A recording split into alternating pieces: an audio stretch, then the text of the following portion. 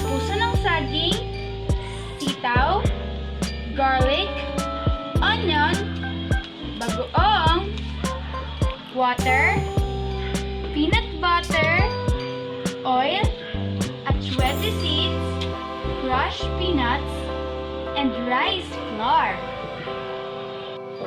But first, we're gonna peel and mince the garlic and the onion.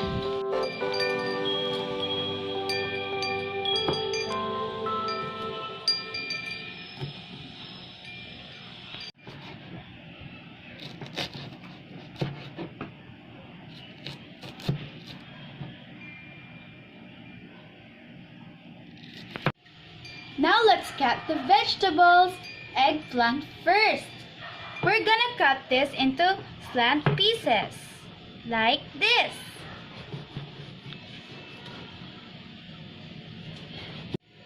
Next, puso ng saging.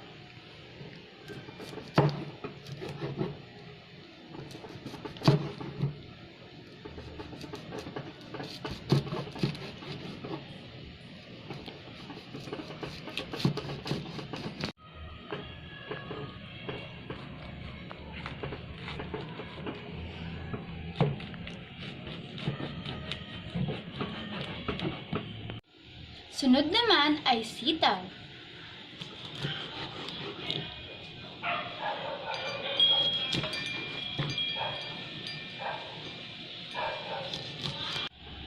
Lastly, pechay.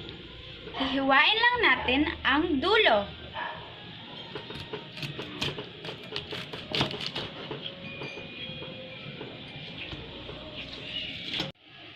Ready na tayong mag-blanching ng vegetable. Una, ang ilalagay natin ay sitaw. Dahan-dahan lang, baka matalsikan ng mainit na tubig. Pagkatapos naman, itong eggplant. Dahan-dahan lang din.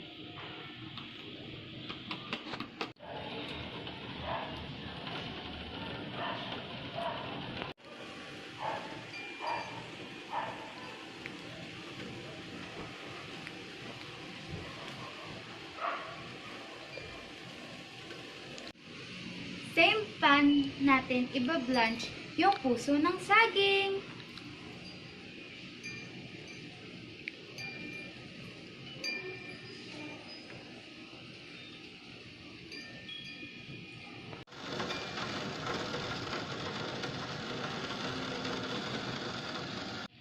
Lastly nating iba-blanch ay ang pechay.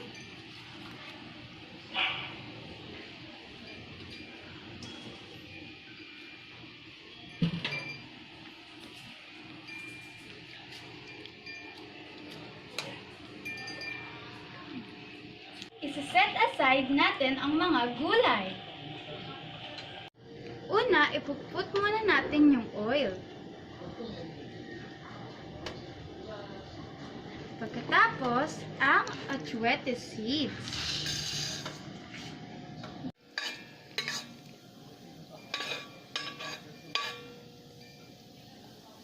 Hintayin natin lumabas ang kulay. Haluin lang natin hanggang sa lumabas ang kulay niya. Pag lumabas na ang color na ganito, ay tatanggalin na natin ang seeds. Sa same pan, isusutay na natin ang onion.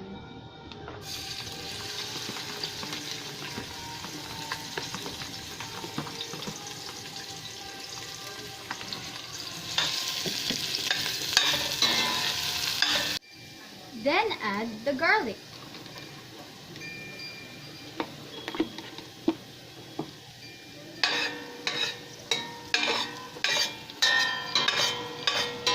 And add the crushed peanuts.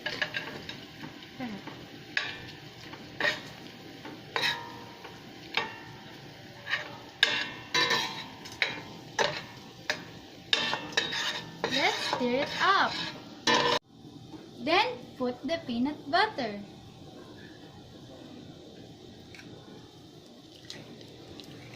Masarap!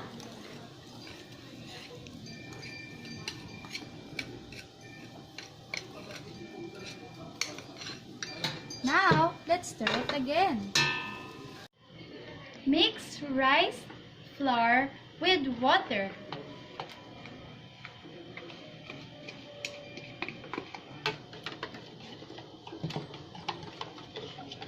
Stir it well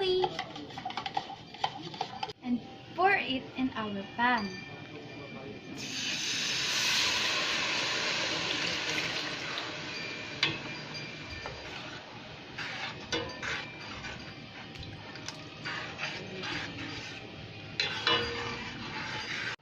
Let's simmer until it thickens.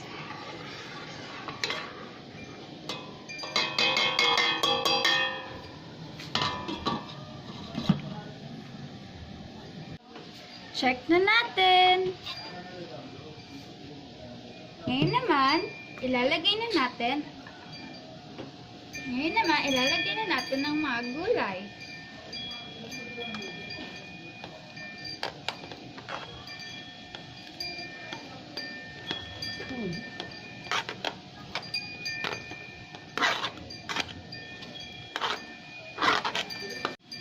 Stir na natin.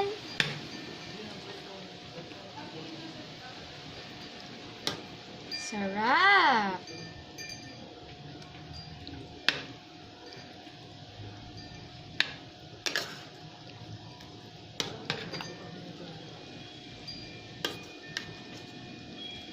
It's done! I'm so excited! This is the finished product! Yay! I'm so excited to eat it!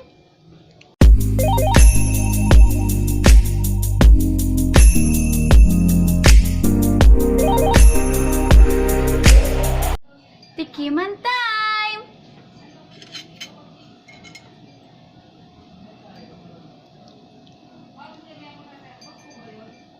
Let's add bagoong. And bite. Yummy! The importance of eating foods rich in nutrients. They nourish your body and helps you keep healthy. They can reduce your risk for chronic diseases. Getting them through from food ensure your body can absorb them properly. Try to eat variety of foods to get different vitamins and minerals. 5 benefits of eating healthy food. Number 1, weight loss. Number 2, heart health. Number 3, strong bones and teeth. Number 4, better mood and energy. Number 5, improved memories and brain health. Research has shown that students are able to learn better when they are well nourished, and eating healthy meals has been linked to higher grades, better memory and alertness, and fast information processing. Hope you enjoyed this video. Sana itry nyo ang kare-karing gulay. Bye-bye!